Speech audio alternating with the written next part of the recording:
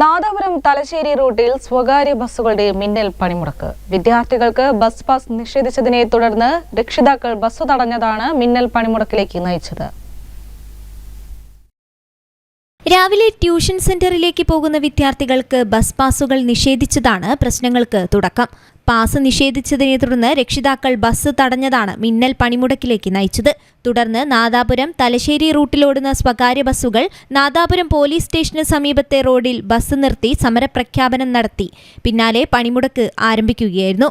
Bus റോഡിൽ നിർത്തിയിട്ടതോടെ പ്രദേശത്ത് ഗതാഗത തടസ്സവും നേരിട്ടു. ഇതിനെ തുടർന്ന് നാട്ടുകാരും ബസ് തൊഴിലാളികളും തമ്മിൽ വാക്ക് തർക്കവും ഉണ്ടായി.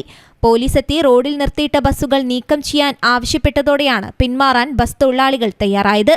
1.5 കിലോമീറ്റർ മാത്രം ദൂരമുള്ള ട്യൂഷൻ സെന്ററിലേക്കാണ് നാദാപുരത്ത് നിന്നും വിദ്യാർത്ഥികൾ ബസ്സിൽ സഞ്ചരിക്കുന്നത്. എന്നാൽ ഇത് അംഗീകരിക്കാൻ സാധിക്കില്ലെന്നാണ് സ്വകാര്യ ബസ് തൊഴിലാളികളുടെ നിലപാട്. രാവിലെ മുന്നറിയിപ്പില്ലാതെ ആരംഭിച്ച ബസ് സമരം വിദ്യാർത്ഥികളെയും ഉദ്യോഗസ്ഥരെയുമടക്കം ബാധിച്ചു.